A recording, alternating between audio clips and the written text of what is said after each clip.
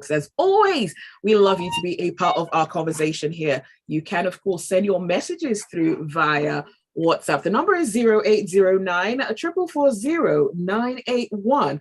And you can also tweet at Smooth981. We're actually streaming this show live on our YouTube. So you can catch that live stream on YouTube. It's Smooth981 on YouTube. And we will be right there. You can even send your messages.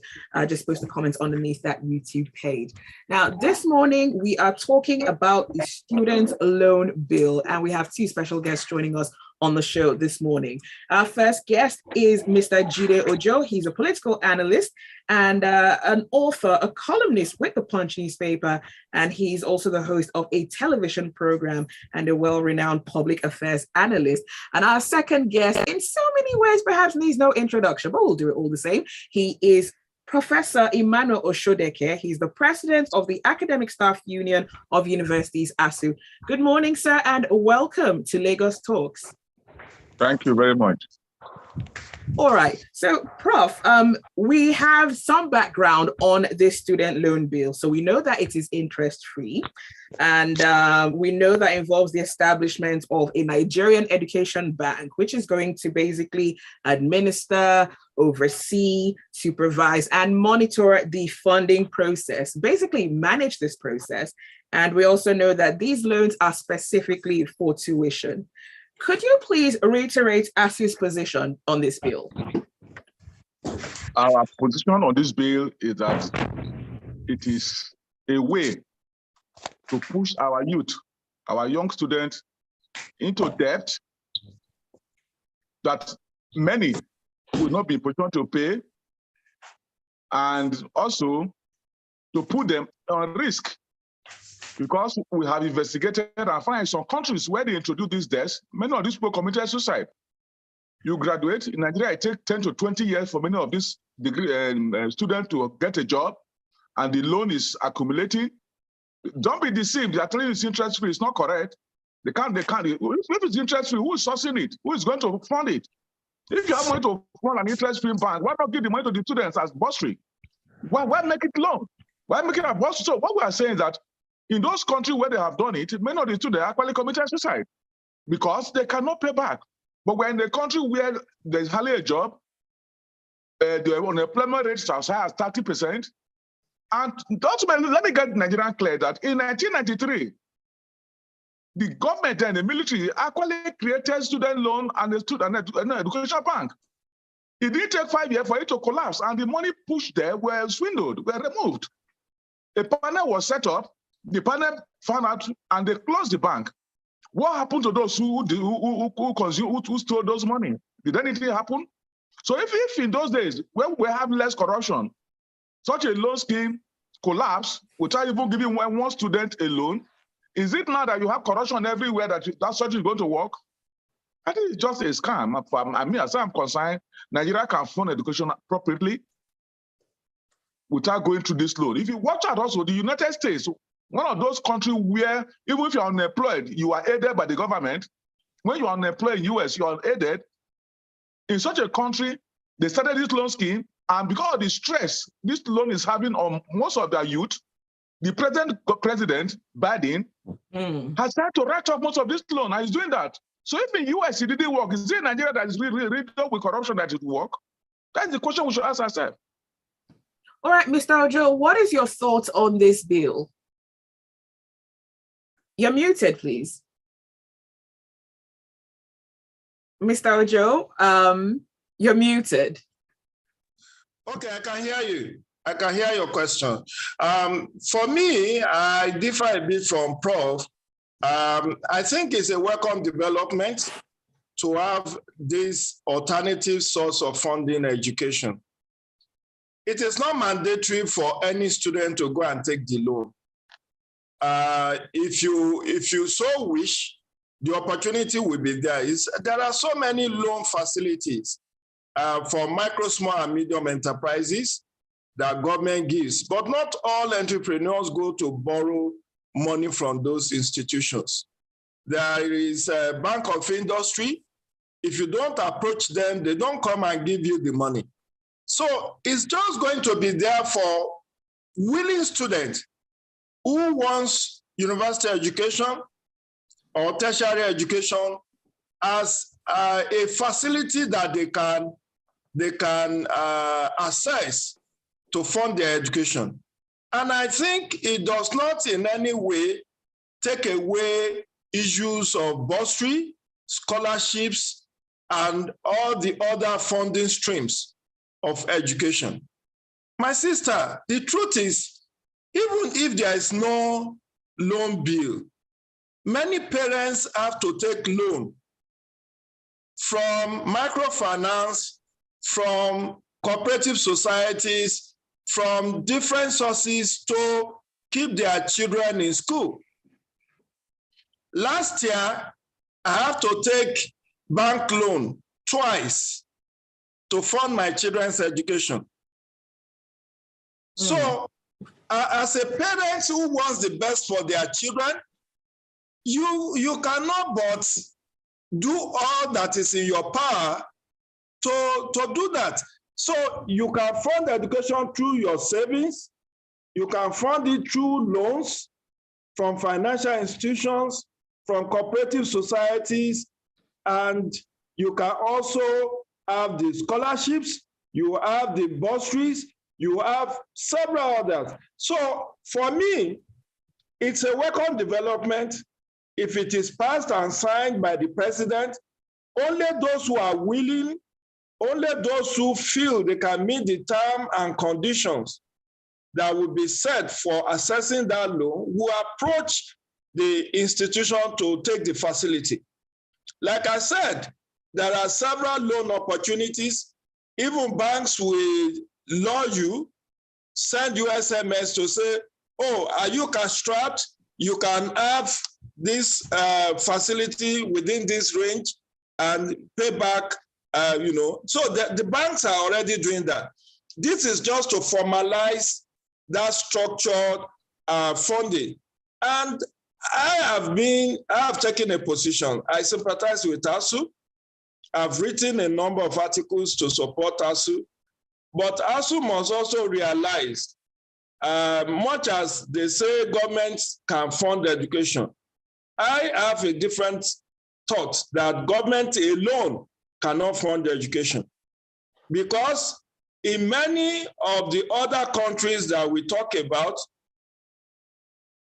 many parents have to fund their education or education of their students or their children, as it were.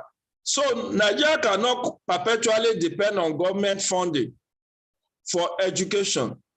I know the poverty index is very high. Like I said, even I that is talking with you, I have to take loan to fund my education, my children's education twice in the course of 2022. That shows that I'm not rich. But because of the priority and premium I place on my children's education, I cannot afford them to be out of school for one day. So I had to take the facility, interest, and God is helping me to pay back. So it's just an additional opportunity. Like I said, it is not mandatory. Nobody will force it on you. If you don't feel like, if you think the terms and condition is not good enough, you don't take it. That's why people who do not have opportunities, sometimes many schools have introduced work study program. You remember, I graduated from University of Lagos. At the time we were there, the former Vice Chancellor of blessed memory, Professor Odetola, or what's his, I've forgotten his name now. He introduced work study program. Unilag set up different ventures, car wash, bakery, bottled water, and they encourage students to come and work part-time to have some income to fund their education. And that is an opportunity some students took to be able to fund their education, as it were. So many other schools, many other institutions, University of Ibadan, where I did my postgraduate, also as UI Ventures, several other institutions have ventures where they engage students to also hand some living to be able to fund their education. And this is also available to institutions, educational institutions abroad, where students can work for 80 hours in a week while they are still studying for their degrees or their postgraduates. Okay, Prof, I want to ask this. Just like Mr. Ojo has spoken of this schooling and learning scheme, are there any other alternatives that students could possibly explore when it comes to funding education? Well, let me start with some corrections. You see, information is very important. The so-called student loan scheme and Edu Bank, they are just diversion. If you check the National Assembly, the main bill for which they are coming with this bill is not made known to the public. There is a bill in the National Assembly that has been part of the National Assembly, so that federal government must ensure that every university introduce a new tuition fee of between 250 and 300,000 naira. There is a bill that, which is strange. It is on this bill they are attaching this thing. They are attaching this so-called Edu Bank. The Edu Bank is the attachment to that bill. You can check National Assembly. So that is it. That's what we are saying. I know when my friend here was with Mr. Joe was a student, you didn't pay that heavy fee. You were Unilag. People like us, if we had this support, what they are doing now, I would not have gone to school because I grew up in a village. How would that man in a village have access to what we are saying? As we speak, so there are still federal government scholarship resident in the Ministry of Education that the children of the poor cannot get. It's only the children don't reach that have access to go outside the country. The loan are still there. And very important, you see, when we say federal government should fund education, recently, a federal government, look at the budgetary allocation by African country, and this country we mentioned, where is the allocation? We have data to show that in Africa, Nigeria had the lowest budget allocation to education. Last year, 5.8%. No other country in Africa gave less than 16%. So if in those days, in the 70s, 80s, and 90s, we, our own category, could have access to very good education and bursary. I know my friends also get bursary. Every year, the state mandatorily pay out bursary. Now, the children of the poor, who for that 30,000 naira a month, 30,000 a month, which is 300,000 a month, is now being forced with 4 children to pay school fees of 250,000 naira per annum, which is, if the 4 are in school, which is 1 million. How is that possible? And like I said, this thing was introduced before, funded by the federal government, and the money was stolen, and I use that word. And the thing was, how will this one change? What will change? And two, let's talk about Nigeria. Why are we not developing? Our industries are not developing. It's very clear. The interest rate in Nigeria is between 27 and 30% per annum interest rate. So who is going to take those loans to go to the university? Interest rate in Nigeria is the highest in the world. You can check. In many countries, they are 1 digit. But in Nigeria, between 27 and 30%. But according to this bill, this is an interest-free loan. Who will fund it? You see, Nigeria are easily deceived. Where is the money coming from? If we don't have money as a country, where will that money come that you put in a bank that is interest-free loan? Who will run it? You see, this is how they deceive us. And when they start, they'll say, there's no money to fund it. We want to put 5%, 10%. You see, that is it. If there is enough money to introduce a loan that is interest-free, why not invest that money in education? Build the facilities. And it's not also true that we are not paying. If you go to the University of Lagos, where my friend attended, the capital and running cost budgetary allocation to Unilag is 150 million a year. 150 million a year, which is about a little bit above 10 million a month to run Unilag. But in Unilag, their diesel alone in a year is 1.7 billion. You can check. The cost of diesel in Unilag in a year is 1.7 billion. But what the government did in a year to run is 150 million a year. Who is paying? It's the parents. So it's not true that the government is not that is funding. The students are already paying for those diesel, paying for electricity, paying for computer, ICT, this thing, paying for all this. So it's not correct. And what we are saying, we are asking the government, do what other countries are doing. Increase your budgetary allocation to between 15 and 20%. Just like you have Ghana, you have Kenya, you have Botswana, you have Rwanda, you have South Africa. Increase your budgetary allocation to education, and you have solved this problem. So that what the students are already paying presently will still be what they are still paying. In those countries you mentioned, some of those countries, when his father is unemployed, the state takes care of him. Who takes care of Nigeria? If Biden, the president of America, can decide that, no, this loan is worrying these children, let me write them off in a country like America, and you think it works in Nigeria, I don't think it's fair.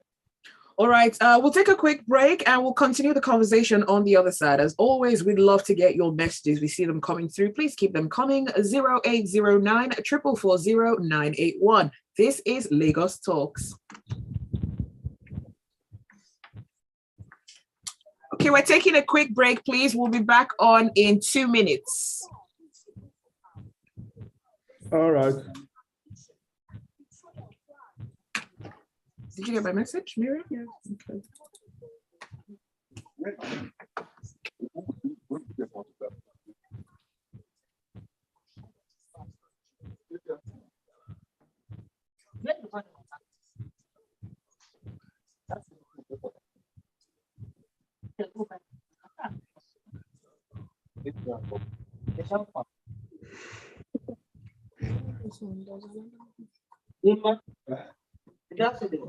When was this written? No, I need something. You know, they revised the budget.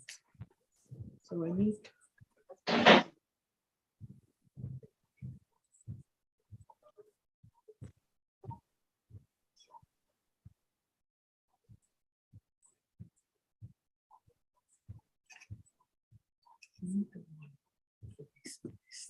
President signed a few weeks ago.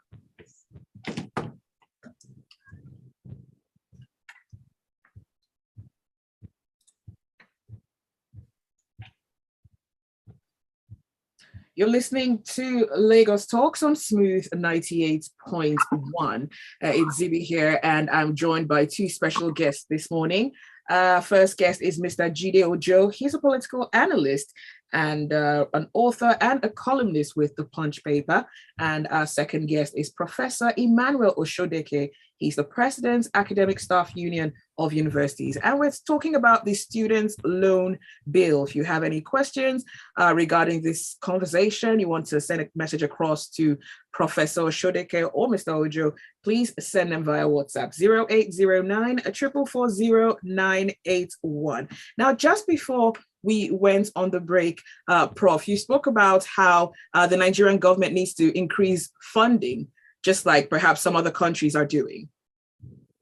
Yes, because when you check other countries, their budgetary allocations are in 2 digits, between 15 and 16% and 20%, because they emphasize education. They believe that for a country to grow, you must have good education. For you to stop bad entry, kidnapping, you must have people well educated. And that will happen in the Western region, including the area of Awolowo.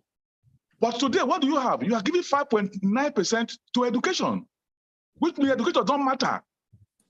So that is where we're having this problem. So the issue of student loan, well, you could have asked, why is National Assembly emphasizing the student loan scheme and the education bank? And they are not emphasizing their bill also that say we should introduce tuition fee of between 250 and 300,000 naira per annum. Why are they emphasizing the one that involve loan, that involve money? You are not emphasizing the one that involve extra money the student is going to pay. Why? Just to ensure that people fall into it. Mr. Ojo? Yeah, I'm here.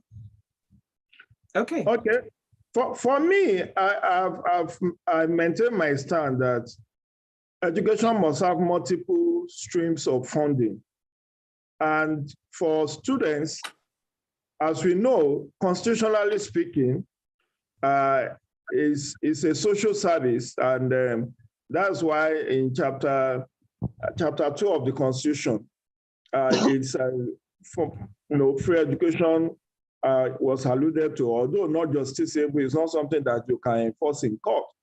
But what I'm saying invariably is that the dynamics of funding education is such that we cannot expect students to continue to pay 50,000 or thereabout for a session.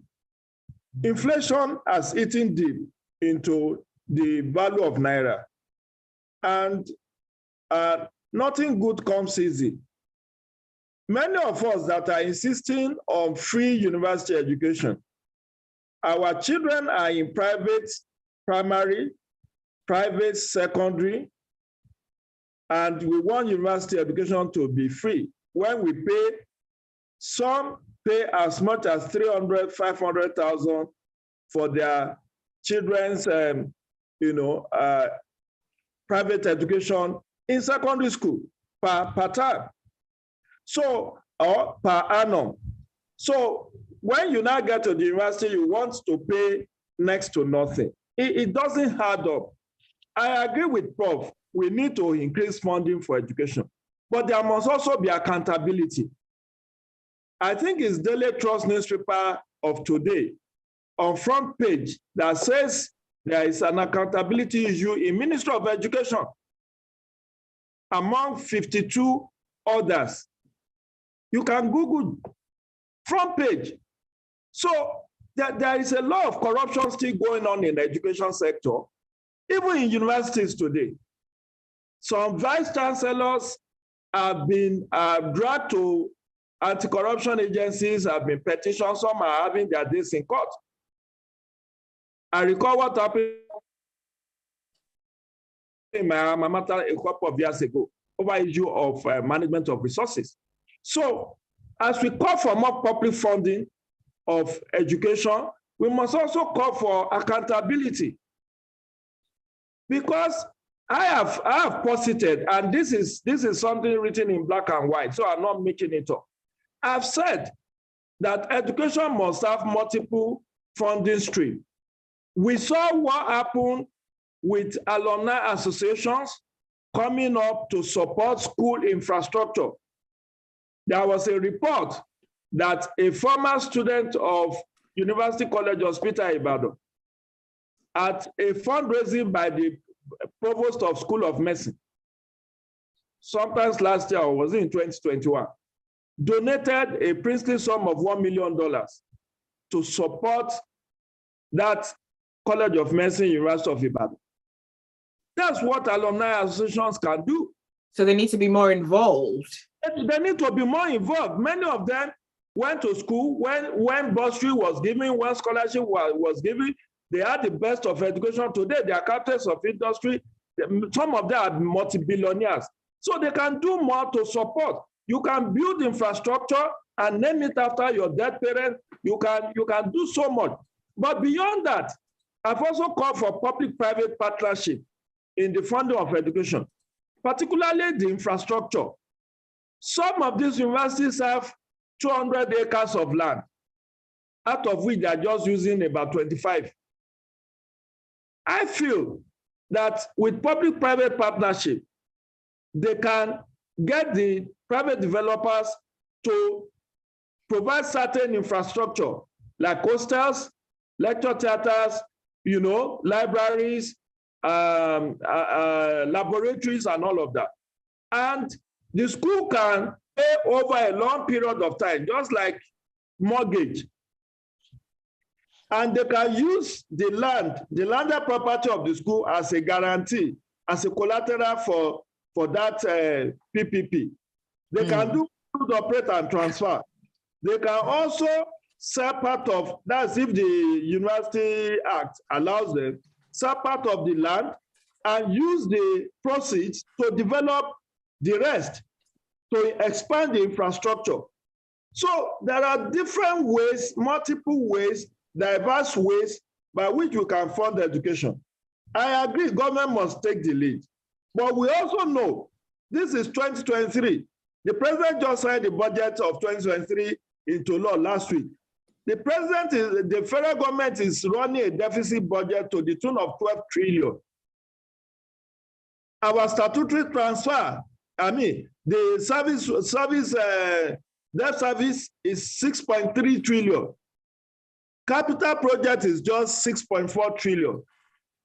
So the federal government, from all intents and purposes, does not even have the money. Although I have also called for prudence on the part of government to block leakages in the system and to fund education more. I agree. We can get it, even if it's not 16%, let's get it to 10% and all of that. but not under this administration, because this administration is already winding down. Peradventure, the next or incoming administration, advocacy can reach the next president to say, this is what your predecessor failed to do. Please try in 2024 budget to raise the stake for funding of education. But we must not ignore other streams that I've mentioned, the public-private partnership to expand the infrastructure. The alumni association can do more. They are doing their level best right now, but they can do more. If you have database of those who have graduated, look at University of Ibadan that have been graduating students from about 1952, having been established in 1948. Look at where many of the products, many of the graduates of University of Ibadan are today.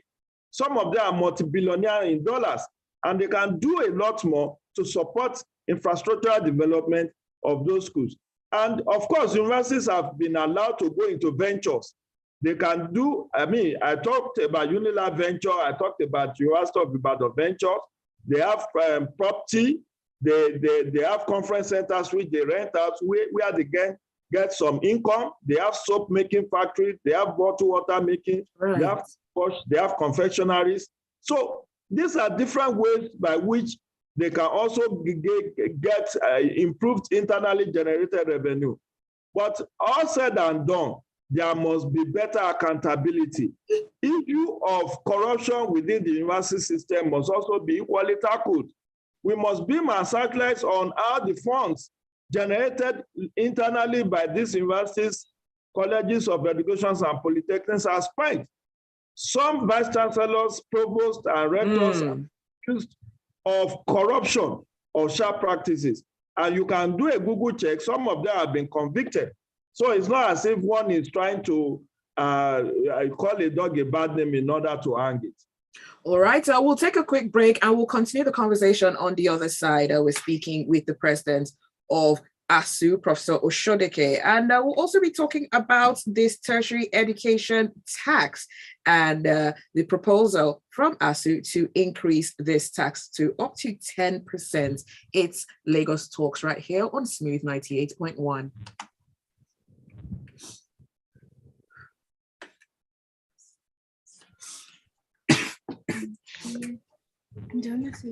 Okay.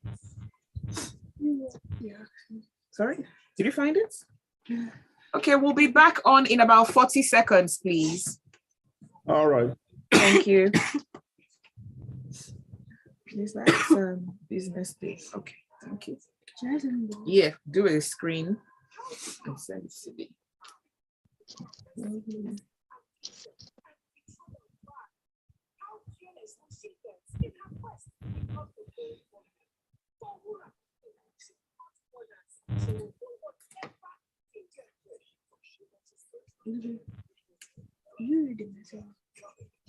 These ones? Yeah, I'll read them. We have some messages coming through, so we'll read them when we go on, please. Okay.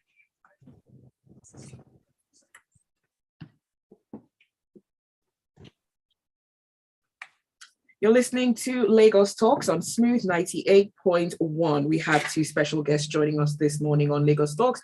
Mr. Jide Ojo, political analyst, author, and columnist with Punch, and Professor Emmanuel Osodeke. He's the president of the Academic Staff Union of Universities.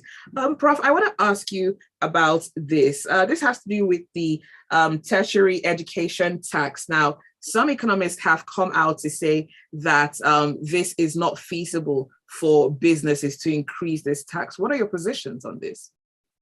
Thank you. Before I will answer that, let me make a good response to some of the issue raised by my colleague.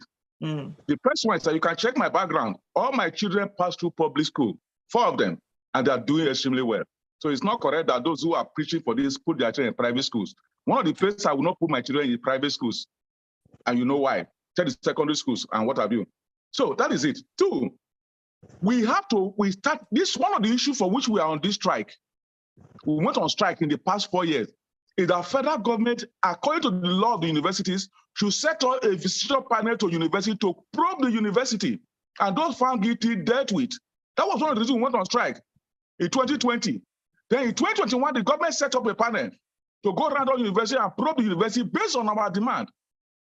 Between then and now, they have not released the report. So that is, as a union, we want ourselves probed, but the government is refusing. And you can know why. That tells you why. So we are not hiding anything. If any vice chancellor mismanage money, deal with him. And that's why we say vision panel is one of the issues for when we're on strike. And government could be doing nothing about it. It's 2 years now that panel met, submitted a report. Until now, white paper to know where we are saying the people are guilty has not been released. 2, government also still force the universities. You can also check. Every couple coming to university must go to TSA, to their counter general office. For you to access that money, you have to go to TSA. And you know what you do with bureaucracy. So Unilag of those days, when Unilag was free to invest his money, have been stifled. Unilag cannot invest his money now because they are all in TSA. And that's what we are saying, that allow university to run their autonomy. Today, no university can spend 1 kobo without getting permission from their counter general. No vice chancellor can employ a professor without getting permission from the head of service. These are the issues for when we are on strike. The system. They are trying to kill the system on that. Now, let's come to this. So what we are saying is that if our public universities are working, nobody will send his child to our public universities that are factory for first class today. That are, I mean, use the word factory for first class production, where 20% of students graduate with first class. Extraordinary excellence. Could it be perhaps that this extraordinary excellence, as you say, could be due to perhaps more funding being invested in with regards to high tuition that students pay? University of Ibadan and University of Lagos were one of the best in the whole world. Were they producing a mass production of first class? In the 70s, 80s, Unilag, Uniben, Unilag, UI were one of the best in the world. Were they mass producing first class? Can you fail in private universities? Can a lecturer, a student who fail, can you fail? So that is it. Let's leave that. That's another thing for another day. Let's talk. We should not be proud of private universities and what have you. If the private universities are good, as I speak to you, so 95% of our students, Nigerian students, 95%, children of some of those middle class and what have you, they are still in public university. Less than 5% are in the private universities. Because you have the 111 private and 95 public. So that is it. So now let's come to the issue you have raised. You see, a country, when you are in a crisis situation the way we are, you take extraordinary decisions based on courage. Now, a man who ate 30,000 a month, about 130 million Nigerians who are on that poverty line, who are under less than $1 a day, you want them to pay school fees of 250,000 naira to go and borrow money, to go and take loan. Are you following? You want these people, 130 Nigerians who are under poverty line, they should go and take loan from bank at 27-30% interest rate to train their children. You know the implication. You can do that. That's not the problem. But for you to tax the profit, that is the profit, the gain that these big men, women, and big companies have made, to tax it 10%, you say it's not implementable. If you enforce this 130 million people, you force their children out of school, what would they become? Bandits, kidnappers, and what have you. And that's what you have today. So which one is more easier if you have the courage to allow these 130 people who are on that poverty line, whose children cannot go to primary, go to secondary school, and you want them to pay more school fees? Which one is easier to implement? Or you have the courage to say, let's tax the profit, the gain. People who are already rich, who have everything, they are gain 10%. Does anyone really have everything? And some might argue that, these companies are already paying so many taxes, so many different taxes. I am telling you, yes, whether you say tax or not, I'm talking tax on profit, tax on the money you have gained. Which one is easier? That one, the 130 million people have nothing. Nothing. They get less than $1 a day. They have nothing. You want to tax them to go and borrow loan to pay to fund education. And you cannot take 10% from person, their profit, the money they have gained. Which one is here? That money you have gained, your salary is not there. They would have released salary of these people from there. Is the gain for when they travel all over the world, buy private jets, buy this, buy ship, buy what have you, build houses all over the country, buy the best vehicle you have in the whole world. Nigerians, when you go around, go to Abuja, you enter compound. We have the more influential people in this country. Enter their compound. Go to UK and see what happens with such thing. In UK, these businessmen enter train. They go to work through train. In Netherlands, they go to work by riding bicycle. But when people go to work by driving chains of cars, you cannot tax them for the interest of this country. But you want those 130 million on that poverty line. So I will repeat it. The Babangida government in 1992-93 took that courage and introduced that 2% tax. They took the courage because the family, we told them that is the best way to go, and they accepted. They took the courage. We also expect the next government, not this one, because this one is virtually gone, next government to also take a courage to increase that percentage tax. Because when these people graduate, they are going to work in their companies. Mr. Ojo, what's your perspective on this? Again, I think I slightly differ from Pro's position, because if you see the mortality of companies in Nigeria, mortality of businesses in Nigeria, and now you want to increase education tax from 2 to 10%, that will be a disincentive. I know telecom sector, as of last year when the federal government wanted to increase 5% tariff on telecommunication, they cried out that they are paying close to 49 taxes and levies, and that introducing another one is killing for their businesses. These few companies that are making profit, you cannot afford to tax them to death. And to keep their businesses afloat, federal government already are giving a lot of waivers to these companies, because you need these companies to survive for them to even be able to employ people to come and work for them. Look at how many broadcast stations National Broadcasting Commission published their names last year for holding renewal of operational license, over 50 of them. Many businesses are collapsing, micro, small, medium enterprises. So to increase taxation on them will be an overkill in my own estimation. We cannot run away from the fact that we must be very creative in diversifying funding for education.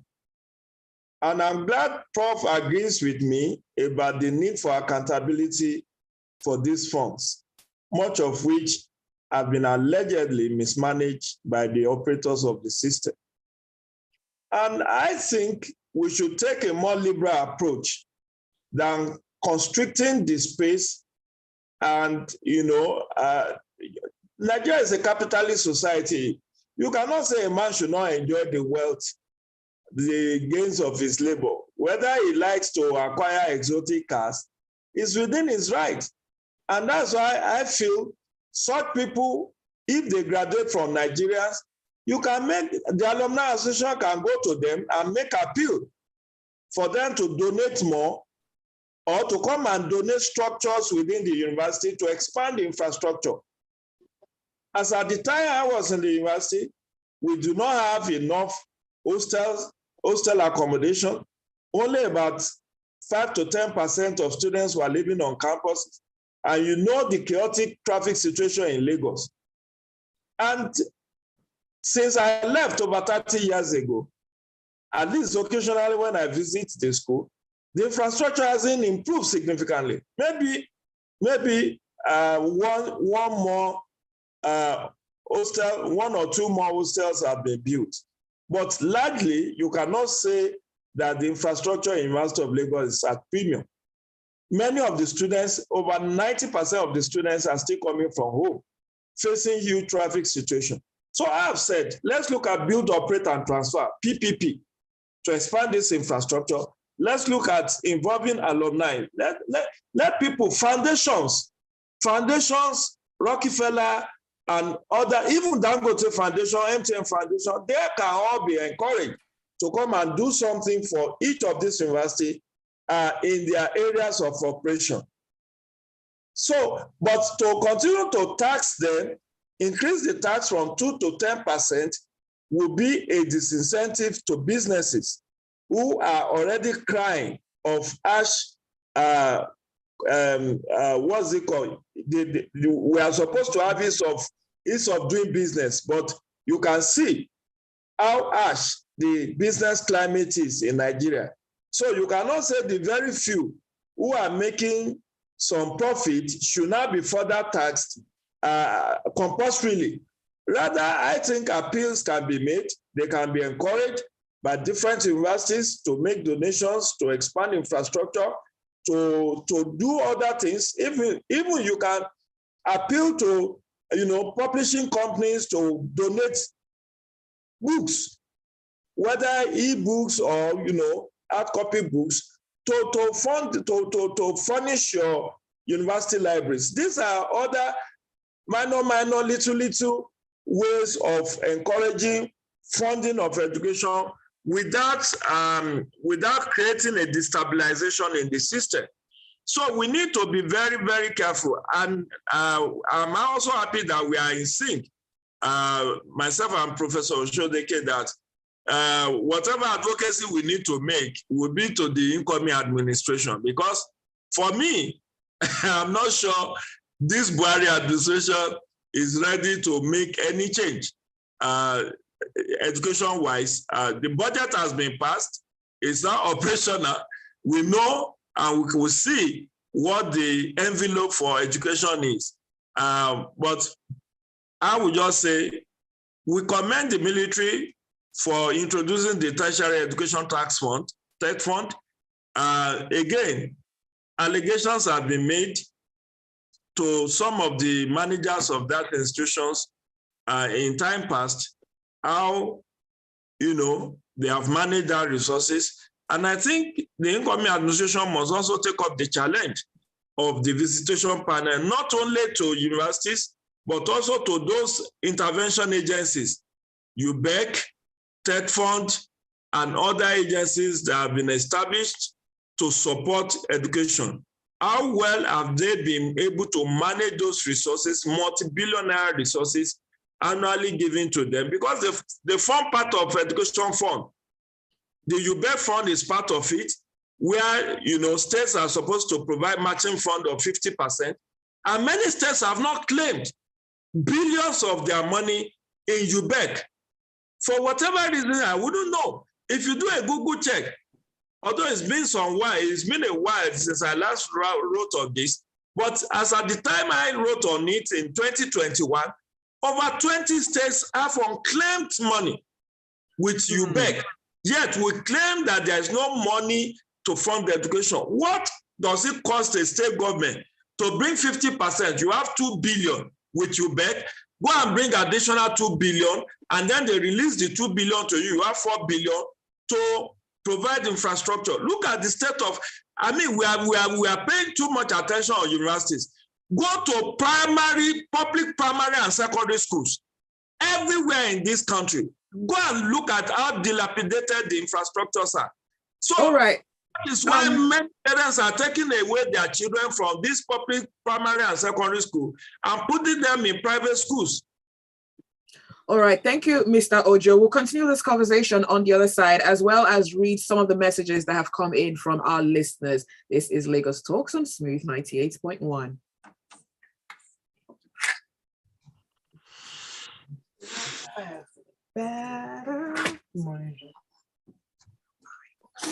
We're on live. All right, I thought it was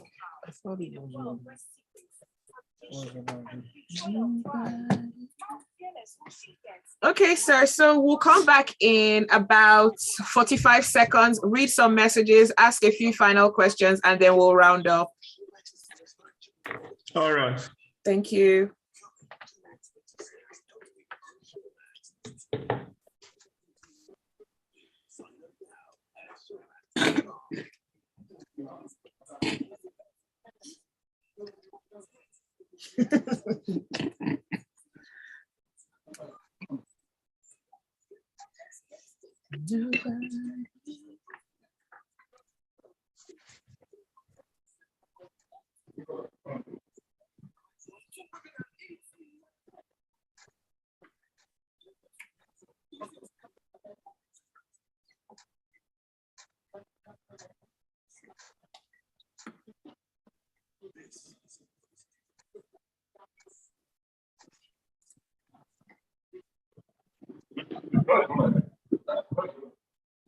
listening to Lagos Talks on Smooth 98.1. It's Zibby here, and I'm joined by two of our guests, Mr. Jide Ojo and Professor Emmanuel Osodeke, who's the president of the Academic Staff Union of Universities.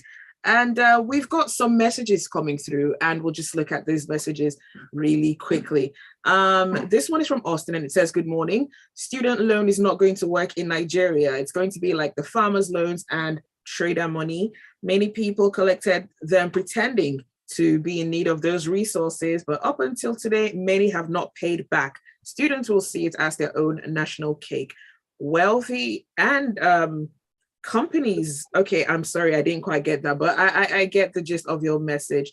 And this one is from Abbas. Abbas says, the idea of unionism in Nigeria seems to be antagonism. I think we should do away with this belief that unions should always fight the government to remain relevant. Loans are a way of giving relief to people, so why should we condemn it? No one is forcing students to take loans. Maybe the government should just allow full autonomy for our education. Education everywhere is not free. Most university lecturers have their children in private institutions.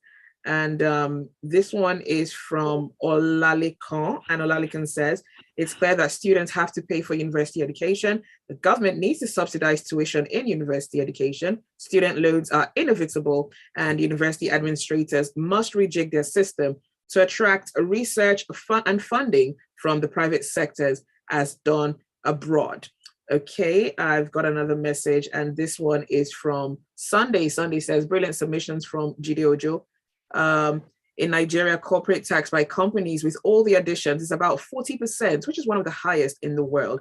And if ASU wants the educational tax increased from 2.5 to 10%, well, that is that message. And let's see if we can take one more message. This one is from Pastor Dakbo.